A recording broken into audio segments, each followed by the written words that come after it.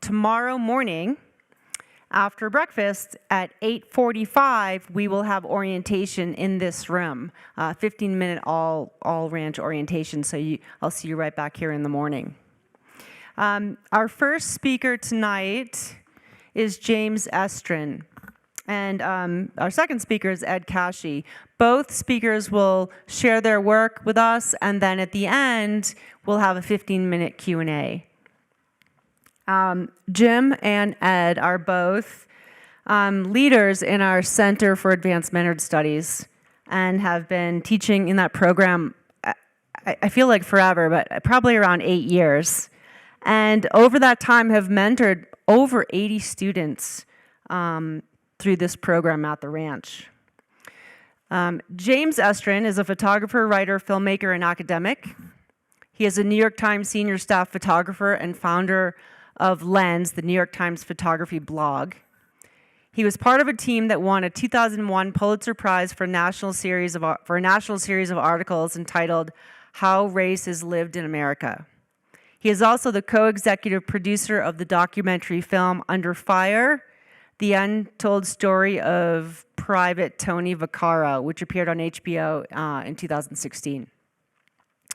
In addition, he has photographed in Israel, the West Bank, and Gaza in 1993 and 98, and again in 2002.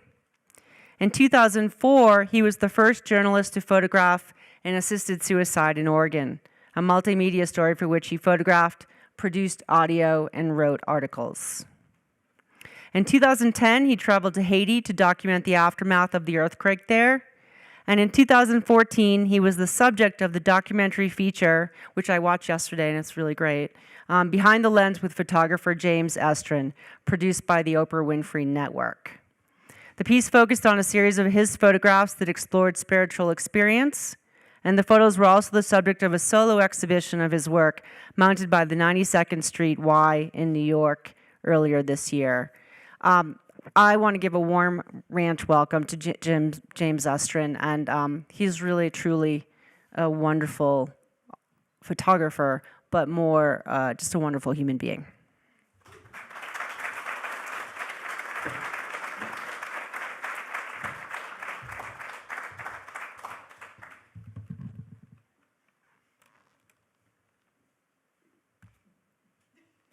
Okay, there you go.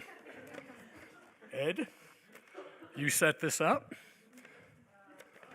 I think a couple of slides advanced. If you can just go back maybe a few to start over. Yep, keep going.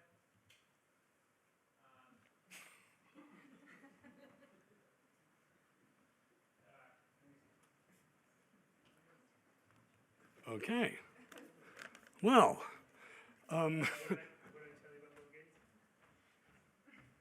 yeah. So how did you, I did nothing. oh, I see what you're, okay, hold on, I'll put it up there. Excellent. That would be swell. Okay.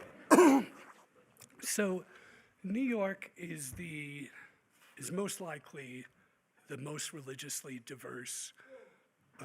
No, that's Ed's first. Or Ed's is most likely the most religiously diverse city in the world. It's a city of immigrants, so that's not terribly surprising. Study where that found that Queens and Brooklyn were the most religiously diverse counties in the country, followed quickly behind by Manhattan and the Bronx. This is sort of... Sorry, tech support. Okay. Sorry, guys. Okay, close your eyes. Right. Thank you. There we go. Yay, Ed. Okay. So I've had an interest in photographing religion and spiritual experience for most of the time I've been at the Times, which is 31 years. I'm fascinated by it, and this was an opportunity to look widely and broadly at New York's religious life, but also at who makes up New York as well. Now, as much as I do like the photographs. Probably the thing I am most proud about this project is the spreadsheet I made, which had 100 different houses of worship. It was very complex to put this together. And the challenge was that ritual is sort of made for photographers. People wearing, different clothes, colorful clothes, interesting things happen. But the actual spiritual experience is an internal experience and not as easy to visually portray. So I'm going to go through some of the photographs and talk about some. So a challenge was who to portray. This is an African mosque, West African mosque in the Bronx during Eid. How do you show? There's thousands of things I could photograph. How could I show the breadth without it with without using tropes and stereotypes, really trying to get at something that the people who are part of these experiences and these practices would recognize. So that was a large challenge. This is a Thai Buddhist temple. And, a beautiful thing about New York is most people who live in New York don't know that much about New York, beyond exactly where they live. My pitch, which worked well, no one actually, which was weird, didn't want to participate in some form. Because the reason I wanted to do this was that I think most people don't understand religious life. And even if they do, they only understand their religion and not others.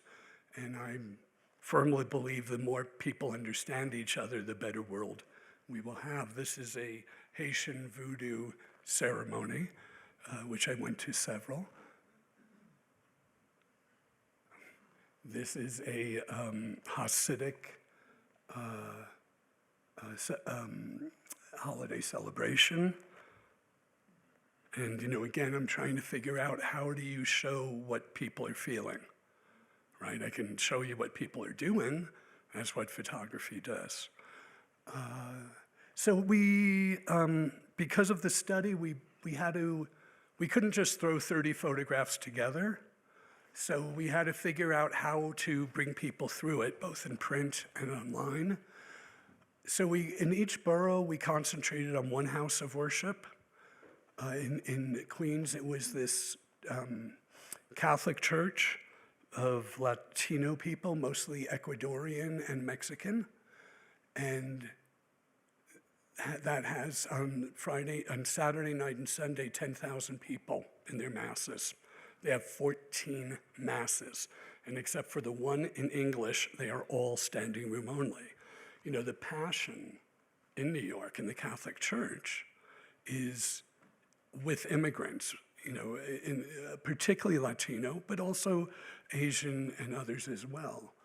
And so this wasn't even a major procession. And,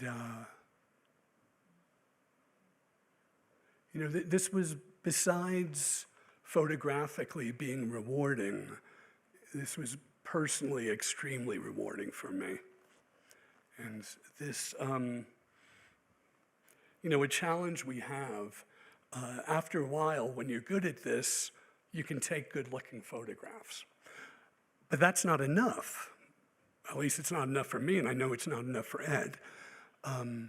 You need to take photographs that are truthful or accurate as best as you can figure out. So that was always on my mind, is how to represent people, again, in a way that they would see them. Not that they're the editors or photographers, but it's really easy to exoticize other cultures, other traditions, and that's not what I was doing. So during this, I actually found a religion I had never heard of, and I was really thrilled. It's usually called Bon, B-O-N. Sometimes it's called BONPO, Bonpo. And it is the Tibetan pre-Buddhist indigenous religion. And I had never heard of it, and almost everyone I knew had never heard of it. So it was, this was also an opportunity for me to learn and experience new things, which is at the core part of the enjoyment of the work I get to do. So, I had to look very carefully at what were reasonable choices to make here to represent. There's not one kind of Catholicism. There's not one kind of Judaism, one kind of Islam. I wanted to show the breadth of New York, but also some of the nuances as well. So in truth, the 2 months of research was as important as all the time photographing. This is a Sikh temple, and in this temple they feed thousands and thousands of people for free, not just Sikhs, every week, but anyone who's hungry.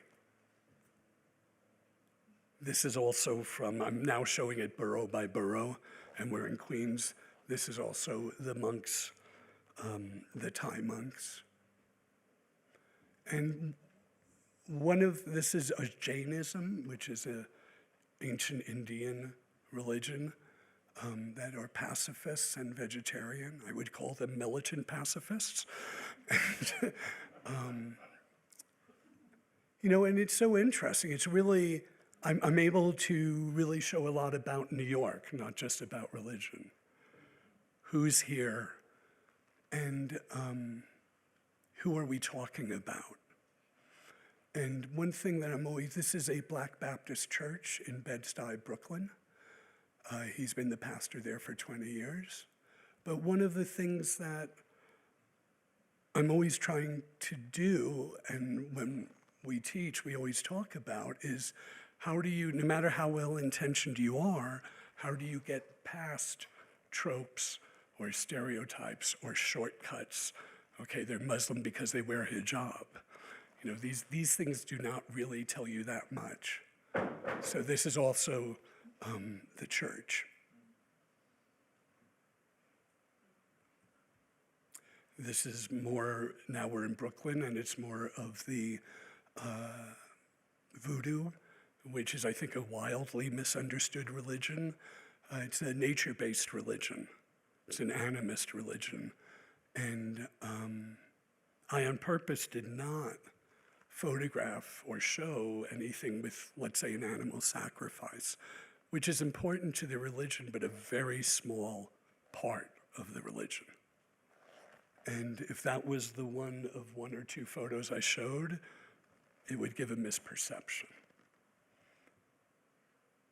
This is a deacon, unlike the Latino church. This is an Italian church, and these are shrinking parishes.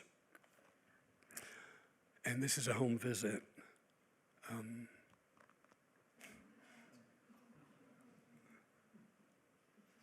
So this was, it was meaningful. It was also wild fun.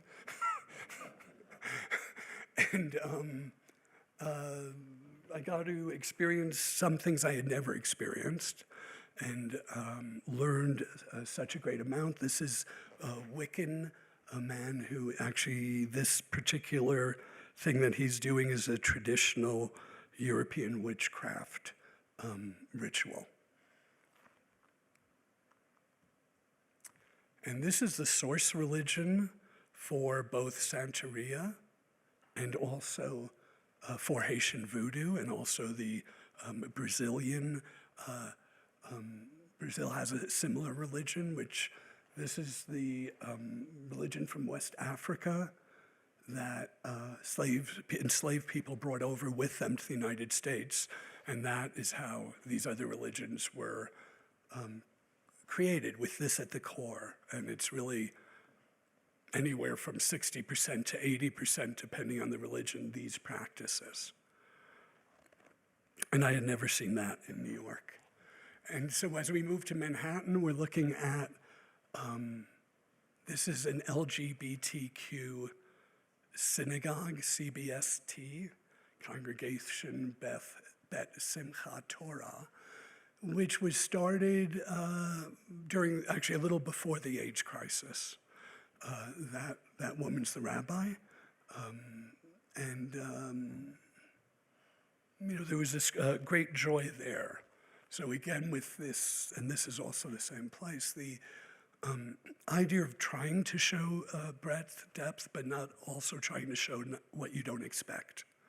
And it's balancing all of these many different factors to get at some kind of, at the end of the day, feeling about the diversity of religions in New York. And this is also the same. This is where we went deeper, the same chapter. That's two fathers and their son who is being bar mitzvahed. And then in each borough, we have single photographs. This is a Episcopal church on Fifth Avenue and 90th Street, and the choir. This was I would say, an orthopractic, though very open, diverse school where people learned. Our chapter, so, again, how do you pick, who should I photograph? I'm photographing Muslims. There's 10, 15 different kinds of Muslims in New York based on countries of origin. There's African American Muslims, which are a huge population. So this balance of offbeat and not, and we went to this Albanian Muslim mosque in Staten Island, and the school that was attached. And it was super important to me to photograph this school and the graduation because most Muslim women in the United States do not feel oppressed. That's not why they're wearing a hijab. But it's this assumption that everyone feels like what's happening in Afghanistan or something like that. And these are younger students at the same school.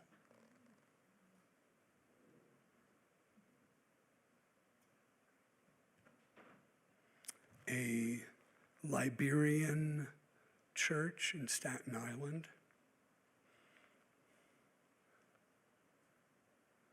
So for me, it was also showing the richness of New York. This is it's not Coptic, a Syrian, oh gosh, I forget. It's somewhat like an Orthodox religion, but it's a special one, and I'm just not remembering at the moment. Our chapter in the Bronx is a small Hindu temple, which is people from Guyana, right? So you think of Hindus, and you, of course, think of India, because that's where most Hindus are. But Hindus have been spread all over the world, and these people in Guyana were brought here 4 generations ago almost as enslaved people, very poor people being paid very little. But in New York, you see this syncretism very often in a lot of religions. So this is the same temple. And like a lot of places in New York, they're not necessarily great edifices. People pray in a lot of different places. They pray in basements. This was built by a man who since passed and is right next door to the place he lived. And his family takes care of it, and they have services. Santeria is the one religion that, while people would talk to me at great length, there was a little more hesitancy to be photographed. Santeria is also a religion that comes from West Africa, through Cuba, into the Caribbean and Latin America, and into New York. And I think that there's probably I think it's a very widely practiced religion in New York. It doesn't show up in any polls or studies as much, but if you go into people's homes in the Bronx, in the Queens, you see the items of this worship. It's a very big religion. Again, New York is almost a third Catholic as far as people who practice religion. So not one kind of religion, many nuances. And he's an altar boy, and she's, this nun is helping him prepare. So this is how it ran. It ran online with, I think, about 45 photos, but it also ran in the newspaper extremely, with a great display. I think there were 8 pages, if I'm remembering correctly, or 9, actually. This was the cover.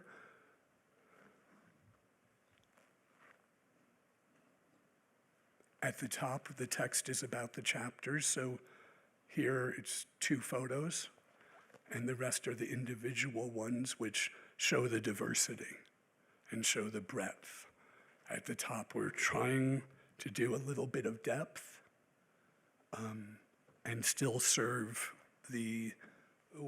how newspapers work.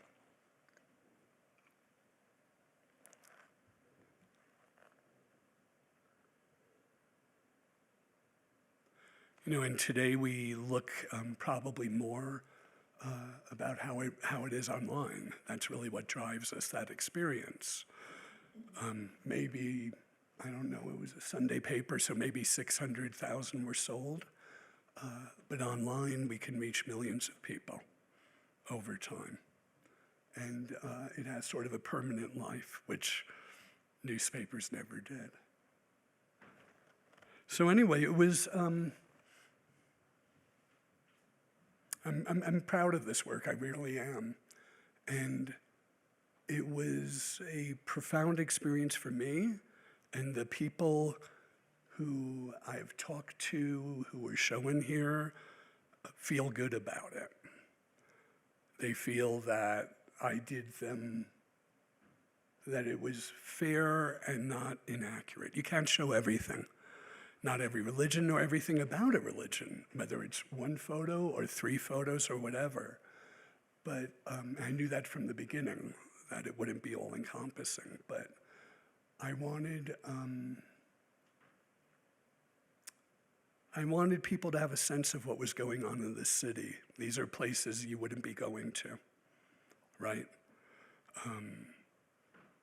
And so all these things are happening behind closed doors or in private. And for me, I believe that they're crucial part of the fabric of New York, where for community, for charity. And I'm glad I was able to show some of that. So, thank you. So we'll go to Ed and then questions.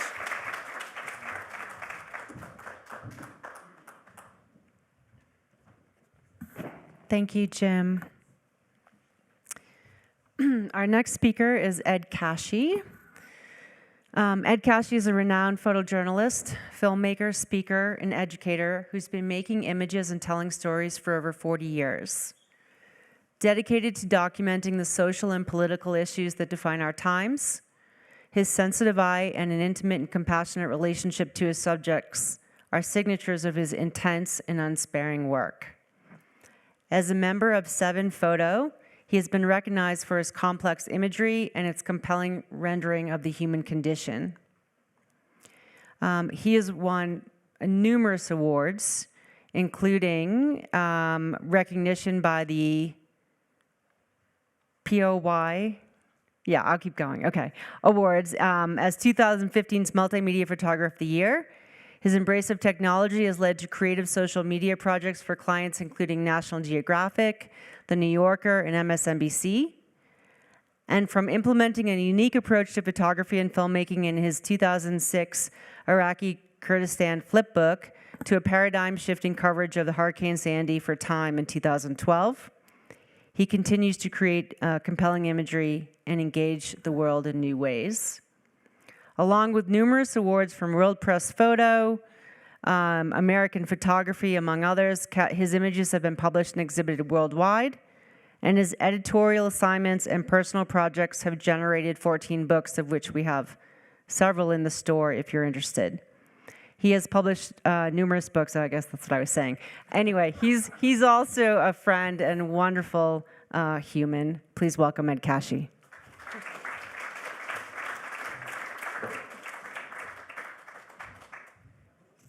All right, hello everyone. Andrea, thank you so much. And Esther, if you're here, thank you. This is such a special place, both Jim and I, in all the teaching we do. There's nothing quite like what we're able to do here. And I'm excited about a new group that we're ushering in this week. So tonight I am going to share with you two bodies of work that are works in progress. I've actually never shown them yet to anybody. So I don't know if I'm nervous, but I'm definitely anxious. So anyway, bear with me here. All right, this first body of work is called American Sketches, and this is a project that I am working on with my wife, Julie Winokur, who's a writer and filmmaker. We've had the tremendous good fortune to be able to work together over the 30-year relationship that we have. And the idea behind, this project, let me bring that back, is really simple. We are sick and tired of the political dialogue in this country. It is getting us nowhere, and the media is absolutely responsible for that as well. And so what we want to do is we've been working a lot in video and film over the last 20 years. We're going back old school, just text and still photographs.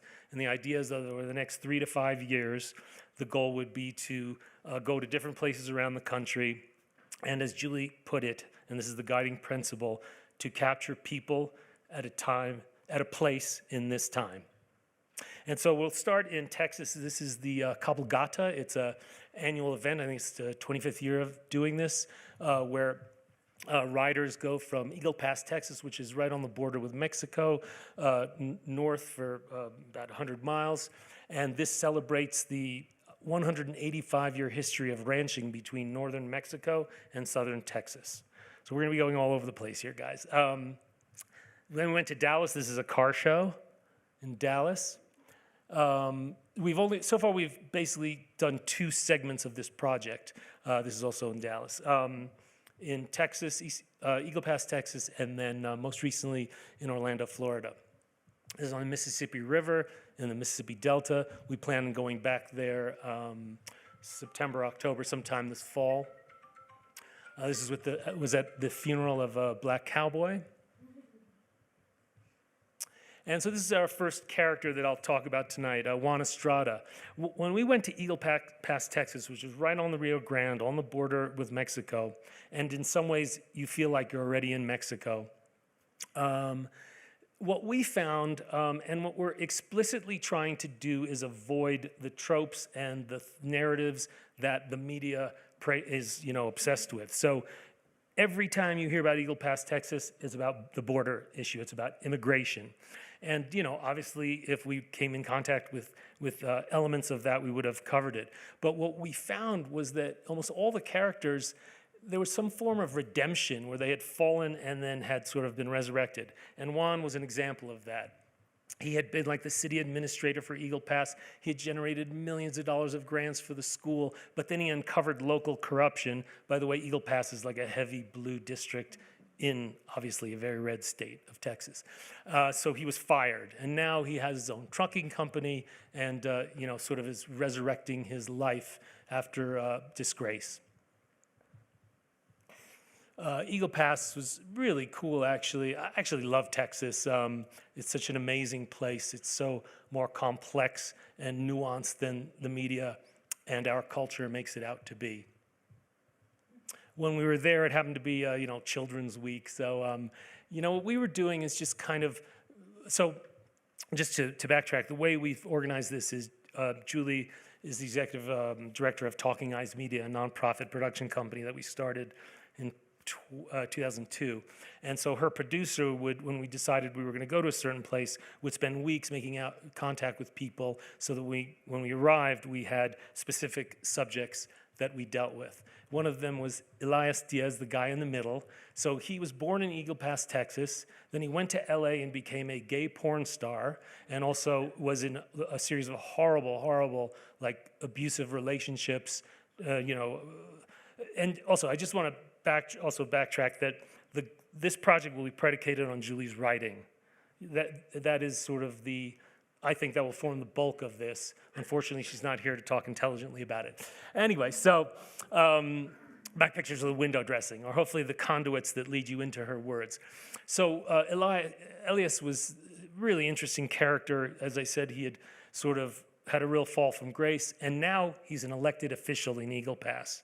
And he has been responsible for bringing in a tremendous amount of money for all kinds of really worthy causes. And so we spent a few days with him, what it's like to be a local politician, going to the local lotteria or, bingo event in town. This guy's really interesting. This is Pancho Navarro. He is a former elected official to the Texas state legislature. And he was actually the head of Homeland Security for the state of Texas. In 2019, he was in the Austin airport, and he dropped an envelope of cocaine, and he immediately turned himself in because he realized that he was an addict and his life was spinning out of control. What's interesting, obviously the Texas legislature is controlled by Republicans. They kept him in his position, which I thought was really interesting. Anyway, so scroll 3-4 years forward. This was earlier this year. He's gone through rehab. And so that's the Rio Grande. That's a Border Patrol boat, and that is Mexico across the way. I mean, it is literally 200 yards. And so he talked about how, almost every day quite often there are migrants coming in. And he said, I don't have a problem with them. If I do find them, I try to direct them to this is the place you should go. What the problem he has is when they break his fences, because he also has a lot of livestock, and sort of disrupts his place. We found him to be such an interesting character, and also another person who had fallen from grace and is sort of now resurrected himself. This is at his daughter's high school playoff softball game. Baseball will have a theme tonight. You'll see in a while. This is Lisa Kane. She lost 150 pounds. She's married to a Border Patrol agent. And this is 5 o'clock in the morning. I'm not exaggerating. And every day with her and her daughter on the right hold like 5 Zumba classes. And probably 90% or more of the people who come are Latina women, moms from the community. And it was just, again, it was so beautiful to see how this woman has figured out a way to sort of resurrect herself, but now is giving back to her community in this really beautiful way. This is Cornelia. I actually kind of got a crush on her, which I admitted to Julie when we got back in the car, and we're still married. But this is kind of what we're hoping to find. So obviously she's conservative Republican, Trump supporter, but she was lovely. Like if you can take away, and I'm sorry for those who might agree with this, the poison of Donald Trump and all he represents, if you take that away, this person I'm proud to have her as a citizen of this country. When you talk to her, which is the other thing we're doing here, probably 90% of the time with these folks, I'm just sitting fingering my camera because Julie is conducting these really deep and extensive conversations. And for those of you who have worked in video, like we have for many years, it's so different when you're working in this sort of analog way, When we're working in video, we're putting a mic up your shirt, we're framing everything, we've got a series of like 15 formal questions. Now it's just like shooting the shit with people. We're sitting at their kitchen table or going out for a drive with them. So it was really wonderful to meet her. She's of Alsatian heritage. I think it's German French. But she was born in Mexico. Her family has deep roots in Mexico. And this is at her church on Sunday morning, opening it up. This is Sandy Cesano. She's a conservative Republican who was running for office. There's no way she would win. It's such a Democratic district. Believe it or not, there are some of those in Texas.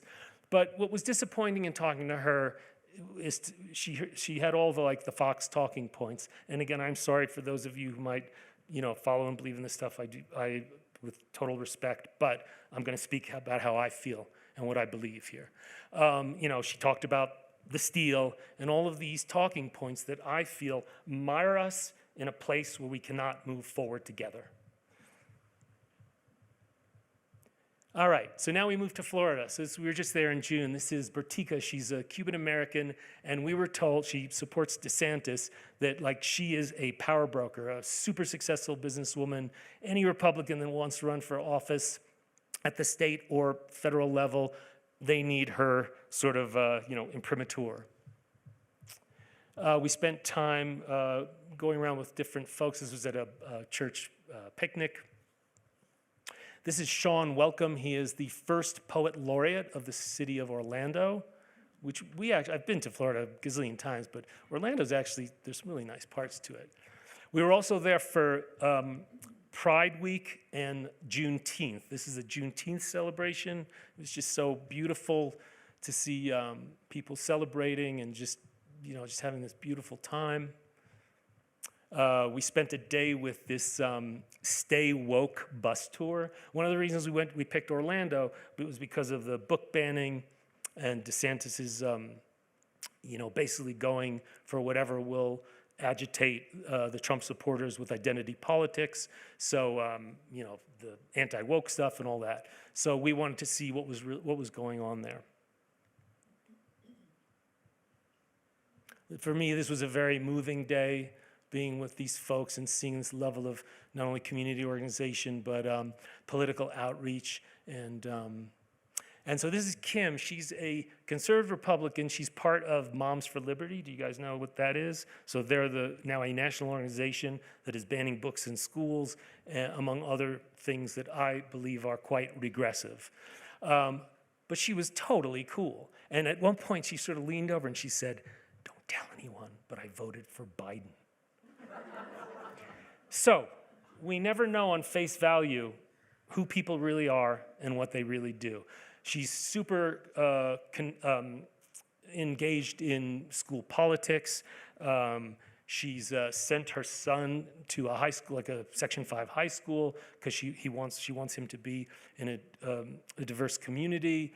But at the same time, Julie and I would get back in the car and we'd be like, Jesus Christ, man, this is also she's intelligent and charming and all these wonderful things, but then she's part of an organization that's trying to ban books from school. So people in this country are really complex. Sorry. And we spent time with this lovely family. That's Jared on the left. They're homeschooling their kids. They're not Christian conservatives. We couldn't tell, and frankly, we didn't engage with them about what political side of the aisle they were on. He runs a series of, he owns a few coffee shops called Lineage Coffee. If you go down to Orlando, they're really excellent. And part of this project is also just trying to capture kind of daily life, what does America look like now? What does it feel like? And again, we're just at the very beginning of what we hope will be a very long journey. And the goal is a book, not a film, not a website, just a book.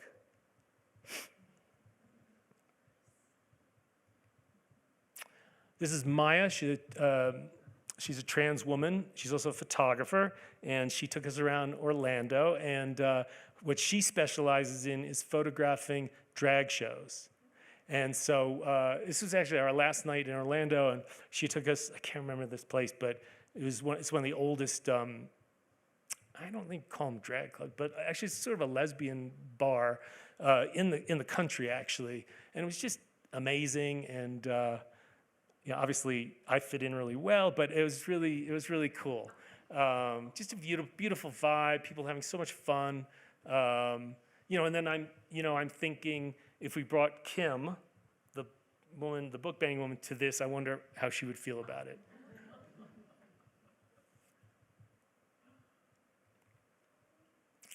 This is Shay. She's a trans woman, and she's a big activist in the LGBT community in Florida. We spent a couple of days with her. Again, we're just trying to learn about people and in some way get away from like the narrative that is in the headlines. Because I don't know how you guys feel, but it's pretty hard to read and listen to, and it's pretty corrosive at this point. This is with her friend Nebula, who's also a trans woman.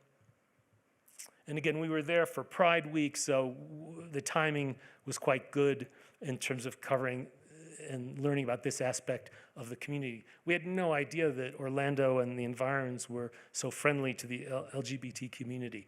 Oh, that's right, and one of the people we interviewed, Maya, the photographer, told us, I didn't know this, but Orlando is gets the most tourists of any city in the country, more than New York City. Something like 55 million people a year. Why? Because it's right next to Disney World, not Disneyland. And so Maya was saying, when DeSantis wants to like cut all these people out, like who do you think works at Disney World? The majority, they're performers. The majority of them are from that community. Okay, we are going to take a massive pivot now. And I want to read something to you. This next project is also a personal project that is something I've never done before. And it's a mixed media project that I'm collaborating with the two folks in my studio, Michael Curry, who's a digital master, and May Seva, who's my studio manager, creative director, who is also a painter. And so the process, I'll just tell you up front, is I am taking family archival pictures. Sorry, this is a project where I'm trying to address the issues of fatherhood, being a first-generation American, and baseball. My obsession with baseball. But don't worry, for those of you who hate sports, this is not going to be baseball heavy. And the way we're doing it is I am taking archival pictures, then images of my son Eli on the left, who had a 17-year baseball career and that ended playing Division I baseball in college. And then I'm putting these images together. I also photographed some of his baseball ephemera. And then Mike is sort of perfecting the digital file, and then we're printing it out, and then May is painting on it. But she is using, with my explicit instructions, only materials that my son used playing baseball. So that's pine tar, resin, shaving cream, cologne, bubble gum, sunflower seeds. There's probably a few other things. Okay, so if I may, please indulge me. I'm going to read this, and then we'll look at, there's about 13 pieces.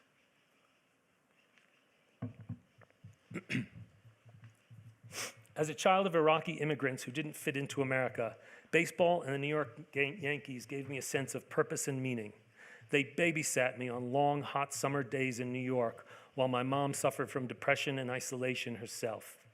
My dad had passed away when I was 10, and while the life that I knew crumbled, baseball became my beacon of hope, my joy, my escape. The Yankees represented the best of America, the heroes who were household names, the uniforms which symbolized pride, glory, and power. The length of the professional baseball season is a grueling 6 months, associated with the pungent smells of grass, leather, and fresh air. The meaning, predictability, purpose, and structure it provided was exactly what I needed. Oops, sorry about that.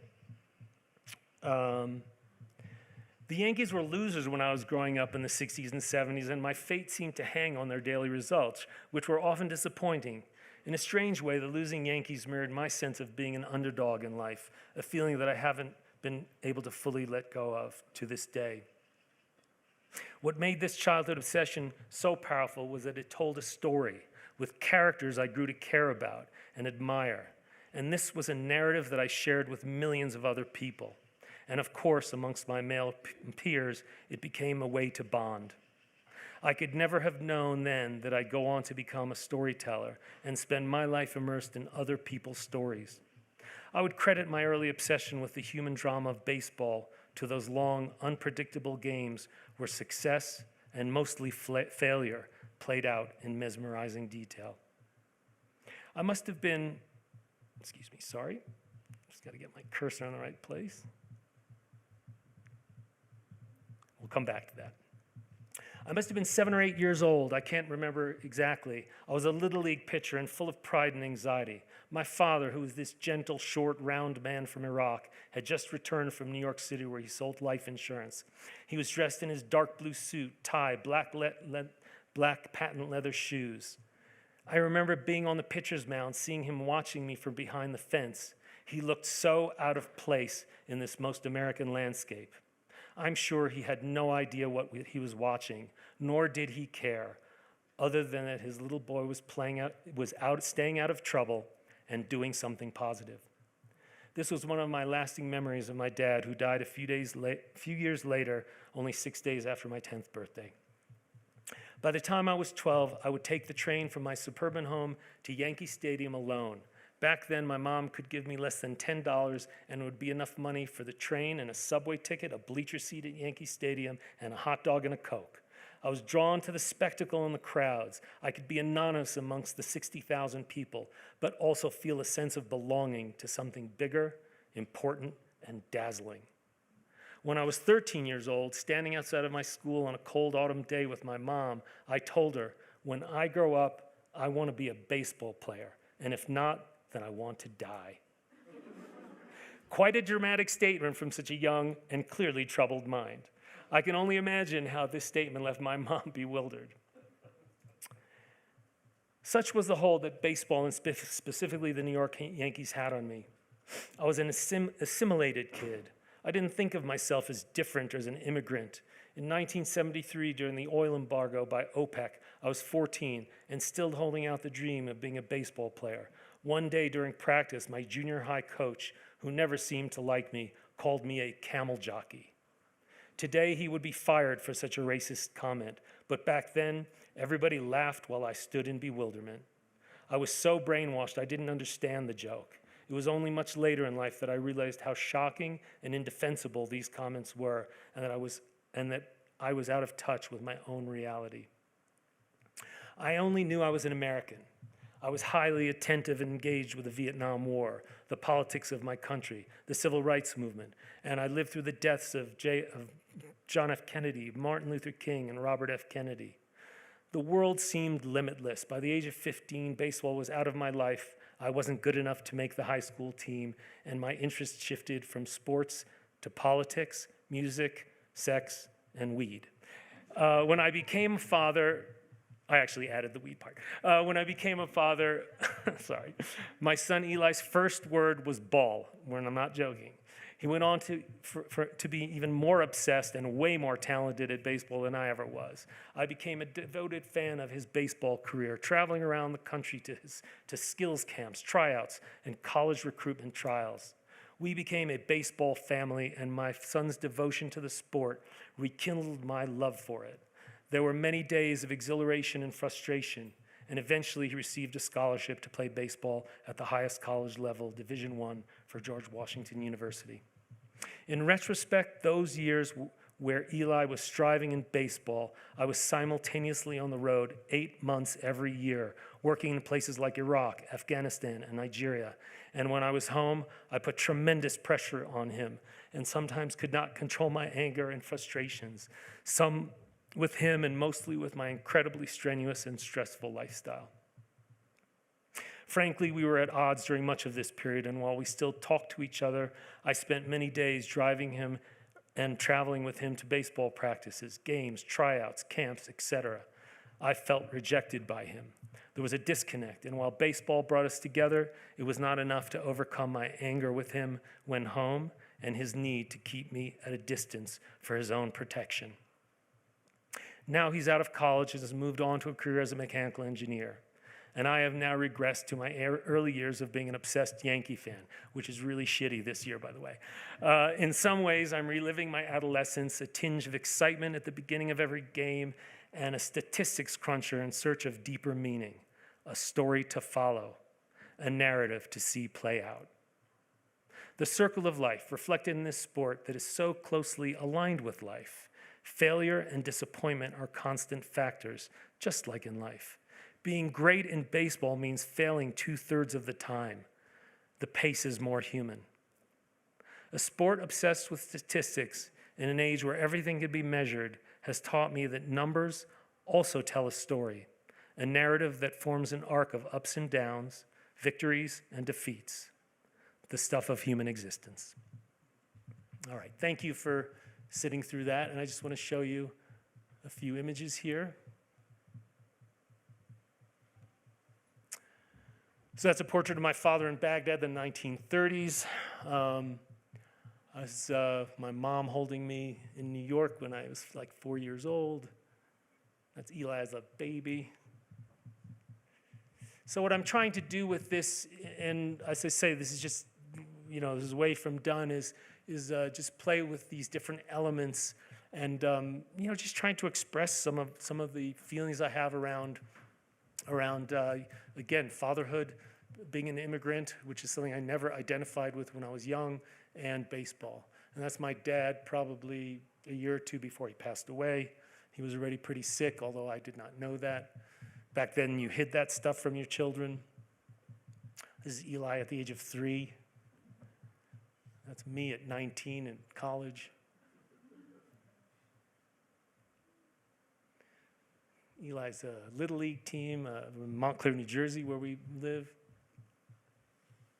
So this is also a chance to play. And this is something, I urge everyone, no matter what medium or form you work in, actually, no matter what you do in life, don't stop playing.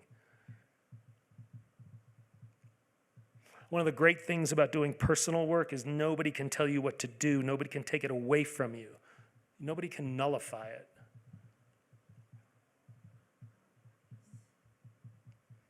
I'm still old school. I use a filofax, but I've got these things that I call bubbles of responsibility. But whereas most sane people keep the pages, I scratch them out and rip them out and throw them away after every day is done.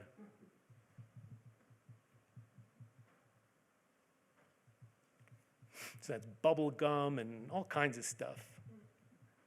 I love collaborating, so for me this has also become another opportunity to collaborate with the folks that I work with so closely.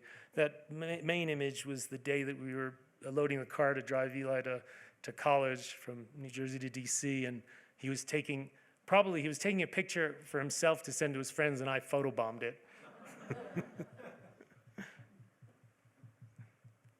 And this is him playing baseball. There's something about, sports in particular that when I grew up, whatever, Mickey Mantle was my idol, but I didn't know who he was, but I followed his statistics religiously. I lived and died by them.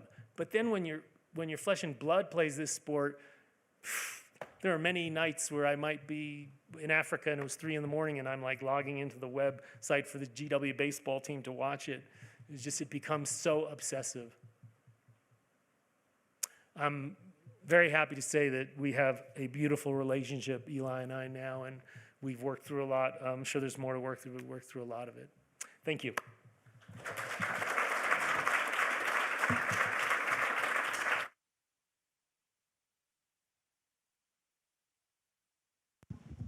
Okay, it's on.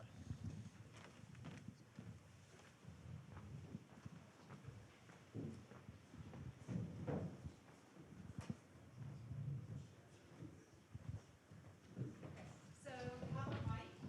So if you have a question, you just raise your hand and Esther will bring the mic to you, and then we'll go from there.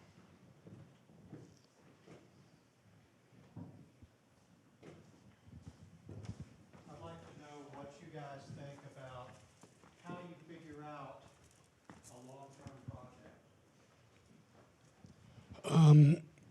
I think the keys, first it has to be something that you're passionate about. Otherwise, it's not really worth doing. You have to spend a lot of time. It's critical. But it's something that you care so much about that once you start, you can't not do it. So it's, everyone has a different project or different projects. But the key is it's something that is important to you, deeply important to you, and that you're passionate about? Yeah, I would agree with what Jim said. You know, the key is that you care enough to put yourself out there, because generally personal projects generally begin without any kind of support. So, you know, hopefully along the way, once you've formed a critical mass of material, then you can start to go for grants or get it published and all that. But so it really has to come from the heart. And, you know, I always feel like those projects, they find you in some way, you know, and for me, often they go, like one leads to another, but you really have to be committed, you know. Thank you.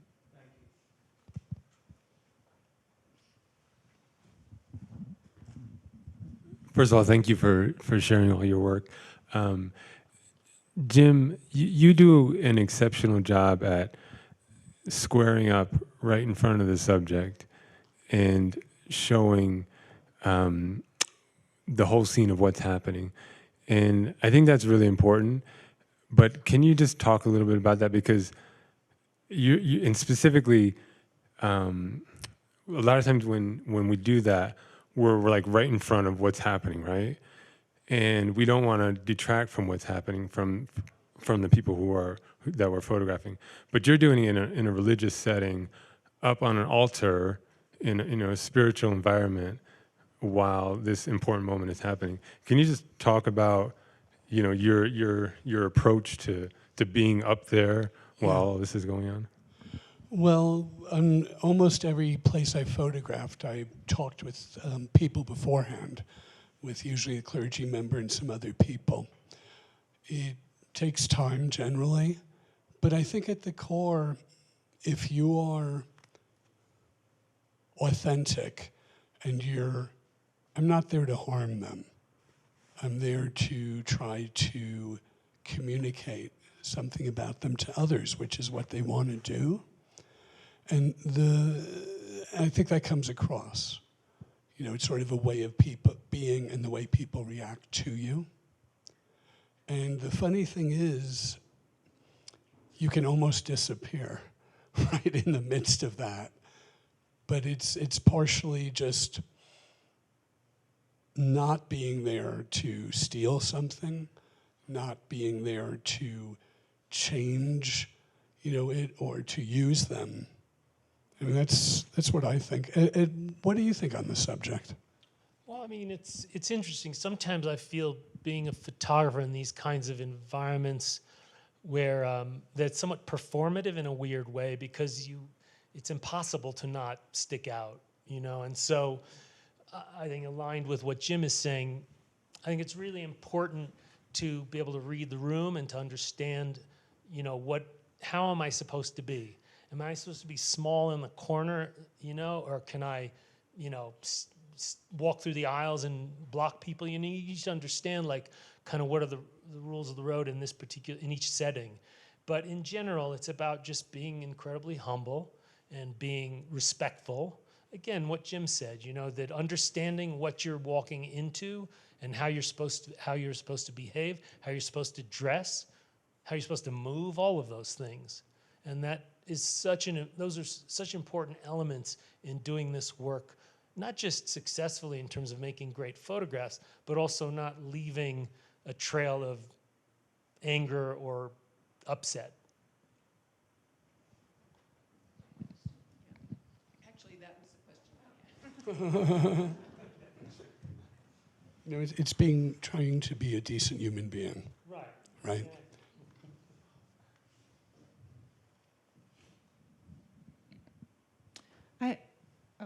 I'll ask my question afterwards.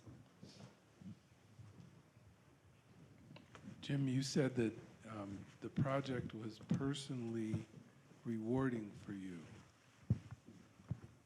You also said that you learned and experienced new things. Can you say more about the rewarding aspects of the project for you? Yeah, they ranged from being spiritually rewarding, but certainly intellectually rewarding. And as you're being in that place, you know, and sort of kind of becoming part of a scene in a respectful manner. So this is something, if you had asked me a year and a half ago, what was the project that you wanted to do?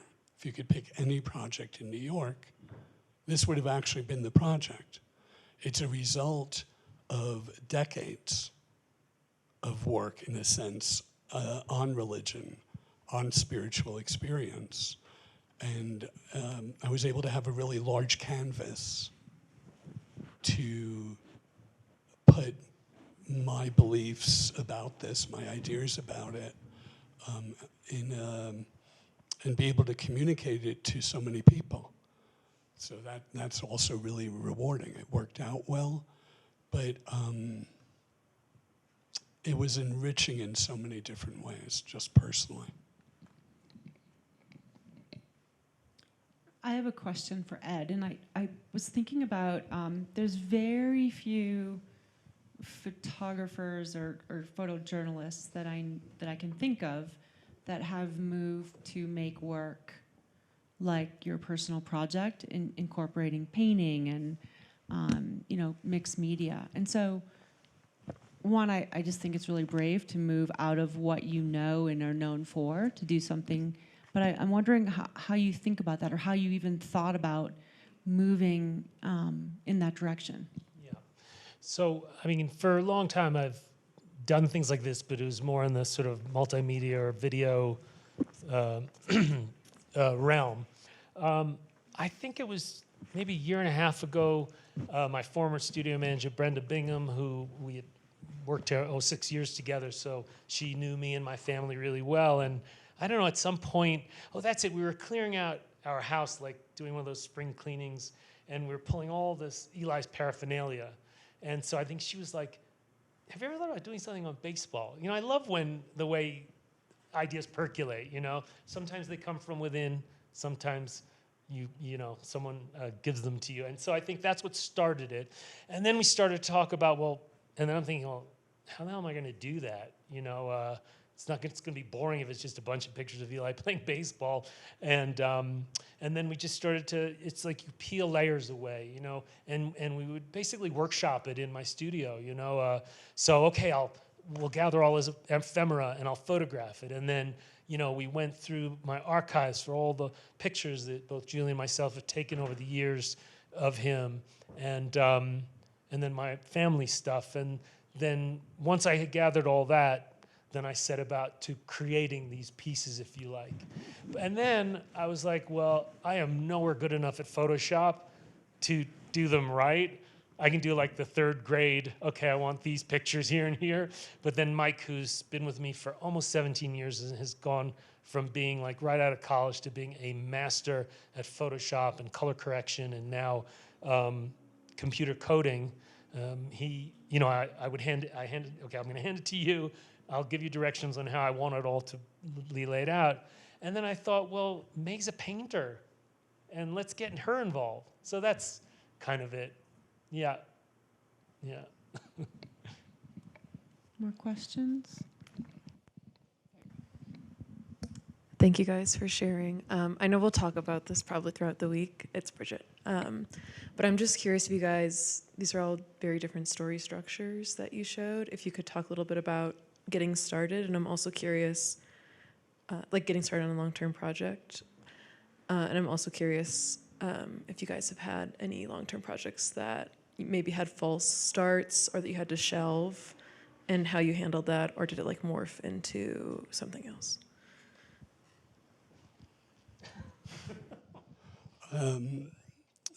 Long-term projects are really hard, and false starts are fine. That's, the answers are rarely obvious at first glance. And the project is not usually knowing precisely what you want at the beginning and just getting there. It's figuring it out along the way. So false starts are part of the process. I don't even think of them as negative. It's just working stuff out. I don't remember, what was the first part of your question? Just about getting started, like, I don't know if you guys have any common structures Well, I mean, the common structure would be, because my career is predicated on long-term projects, you know, just come up with an idea, have a bolt of inspiration, or be really pissed off about something.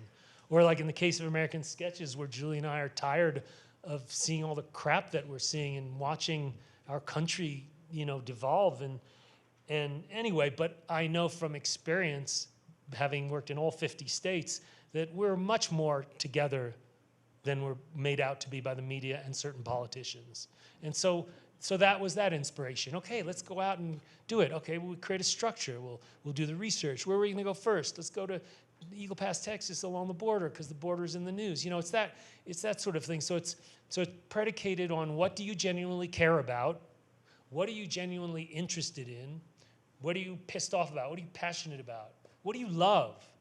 And then saying, okay, I'm going to give myself a license to explore that. And that's really where it begins. Then it's the hard work of research and having your act together, so you know, first, proof of concept, like, is this really something? Now, on practical level, you could also think about, well, is anyone else going to care? Right? Because we're not independently wealthy, so we do at some point need to have some income from the work we produce. You know, so it's those factors, and then again, once you do the research, and then you figure out, okay, this is where I need to go, this is when I need to go there, and you just start. You put your first foot forward. I have been really fortunate. I think only one time I started a project, and then it was like, oh shit, this is not going to work out. And I just pivoted. I wanted to do something on youth culture, and in Saigon in 1994, you know, we were opening up to Vietnam, and as I said earlier, I grew up with the Vietnam War, and anyway, and then I got there and I was like, I can't tell that story. But then I noticed all around me, I'd never been in a place where everything happened on motorbikes, you know? And so I was like, that's gonna be it. And then for the next 2 weeks, I just was on the back of a motorbike. You know, I hired the driver to take me around. I was just photographing.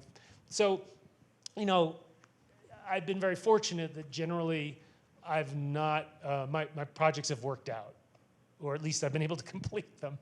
But yeah, but you're always taking a risk, and that's also the magic of it. It's the magic of it. I guess this is more for Ed, but I think it could apply to both of your projects. I mean, you have something where I feel like, even when you were explaining the American Sketches project, it's like people already have certain understandings and ideas even before they've seen the work. So how do you, and I guess with religion as well, we all have certain understandings of religion. So how do you push people into a new world, into some new imagery that, are there any specific things that y'all are doing to kind of take people by surprise? So this brings up a good conversation we're going to have in our group about unchecked biases, you know, which is something that often, well, I don't think we've ever talked about, but that idea of, as journalists or whatever you want to call us that go out in the world, we have our own biases, you know. So anyway, but your question was, sorry, it was, Just because I think, like, especially, you know, the image of this woman with Trump signs in the background, we already have some sort of idea of that. Right. There's going to be this written component, but visually, how can you kind of start to create that empathy even before someone's read the words? right. Well, it's the challenge, but spending time, right? Like, if all I did was, you know, our producer said, oh, Cornelia Muscas, she's a conservative Republican, but she's willing to talk to you, right? And so we go at Tuesday at 5 p.m. and we meet her at her house. I see the Trump signs, like, bingo, okay, that's the shot I'm gonna take. And then it was like, okay, bye. But that's not what we did. We spent parts of 3 days with her, which is still not a long, long time, but it was enough to get into lots of conversations. And then you start to see, like, you almost like unpeel people, because that's something else that I think I've always done even before I was a photographer. I always loved staring at people, which was a really bad thing to do as a 13-year-old in New York City, because there were a number of times where people would just look at me like, who the fuck are you looking at? You know, and I didn't realize, like, I was a dead stare. But anyway, so I've always been fascinated with people. So part of that is like peeling the layers away and coming to understand someone better than that surface impression. right? And then and you work from there. And sometimes you peel the layers and it's still the same person. But again, that's part of this journey of discovery that journalism, storytelling is. I'd say it's about the process. You know, I used to think photography was about the photographs, and I don't think that at all now. I think it's about being true to your process. Everyone's is different, but of being, you know, respectful, of being inquisitive, of thinking critically, of seeing, of really, really seeing what is happening all around you. And being, for me, in relationship with people. And so all of these decisions that you're talking about come out of that. It's sort of a core approach. And if over time, when one's comfortable with that and you've developed it, you just apply it. You know, it's really in some way the same approach. And you're thinking critically about how to show this, what to show, the visual strategy, but at the core, it's also, you know, being human, really, and you'll all these things will be clear, but it's really, for me, it's not worrying about the picture, though obviously the picture's important. It's worrying about doing what we do, and it's somewhat different for everyone. Is that what you were asking, though, or were you asking about how do you make images that don't end up being tropes? I think I'm just interested because, like, even when you were describing that project, like, I feel myself having a certain reaction of, like, how are you going to convince me that these people aren't this way or that? You know what I mean? Just, and of course, that's why you're making the work, is to get to the heart of that. But I think visually, with writing, you can do it. I think you can have these conversations. But with certain, you know, like politics is complicated and it's hard to represent with visuals, you know. So yeah, y'all definitely touched on what I'm asking. Well, I think that's why the writing in that project, not to harp on that, but you know, Julie's writing is absolutely going to be the most important element. I mean, I hope I make an amazing set of pictures, but it's really about, again, and I've had, you know, this is also why it's so great to work in video and filmmaking. You know, the last 23 years I've done a lot of that, and because what I've learned is that there are just certain issues and certain stories you can't really do justice in a still photograph. And it's not because you're not good enough, it's just you can't get past that surface, you know? Or it's way too complicated to tell the whole story in a picture. That's why words are so important, you know, photojournalism, words, pictures and words. That's why that medium, when done correctly, is still super powerful, you know? But that's also why I've come to really appreciate filmmaking, because then you can get into that nuance more, because the voices of the subjects are driving it, not my opinion or Julie's writing. And that, to me, is the magical and powerful part of that aspect of storytelling, of filmmaking. You know, you can get around some of what you're alluding to. So. Thank you, Ed. Oh, go ahead, Jim. Yeah. But I'd also say, well, I agree with you about the importance of words, and I write a lot. There's a lot of nuance you can put into images.